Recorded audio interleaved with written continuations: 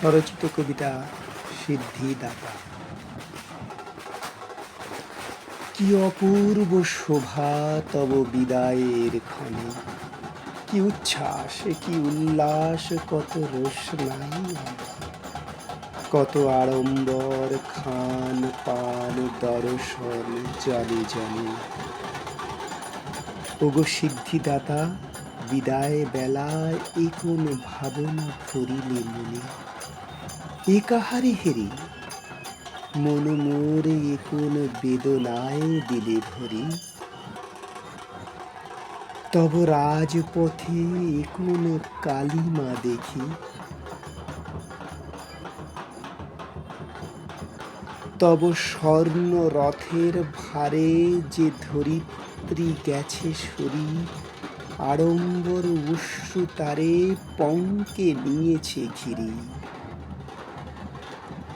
তাহাতে ফেলিয়া পা রোশনাই ত্যাগী, যে দিন করিছে সেবা, নেই কি তোমার দ্বারে সে আলো, এ আলোর অন্ধকারে আনিবে দিবা।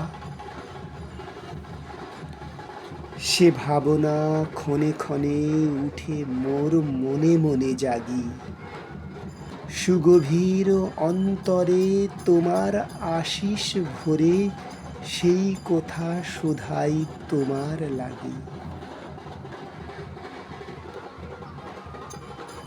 নিজের তত্ত্ব সুখ ছাড়ি তোমার করুণা, একদিন মোদের হৃদয়ে দেবে পারি। জাগব মোরা তোমার আলোতে নিদ্রা ছাড়ি, রাজপথ তোমার সর্বতরে তরু পুষ্পে উঠিবে ভরি। নমস্কার। এই সিদ্ধিদাতা কবিতা সৃষ্টির ব্যাকগ্রাউন্ড জানাই তোমাদের।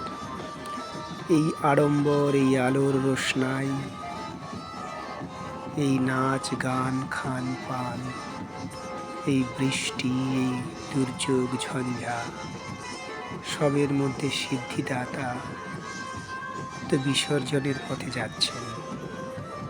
সেই পথে দেখি এক জেপ্টো ডেলিভারি বয় সর্বসুখ ত্যাগী এই বৃষ্টি এবং ঝঞ্ঝাকে উপেক্ষা করে আড়ম্বর সমস্ত কিছুর বুক চিরে ফিরছে ডেলিভারি সেরে দাঁড়ে দাঁড়ে। তাই সিদ্ধিদাতার কাছে আমার এই কবিতায় সমর্পণ, তার আশিস একদিন এই ধরিত্রীর বুকে সর্বসম সৌন্দর্যের পুষ্প ফোটাবে। মানুষ তার আরাধ্যকে আরাধনার জন্যে আড়ম্বরের চেয়ে বেশি সমাজের সর্বসমতার দিকে তাদের প্রগাঢ় মনোনিবেশ করবে। এই হোক আজ সিদ্ধিদাতার বিদায় দিনে তার আশিসের করুণার কামনা। নমস্কার। আপনাদের সুচিন্তিত মতামত অবশ্যই দেবেন। কেমন হলো এই স্বরচিত কবিতা? অনেক অনেক ধন্যবাদ।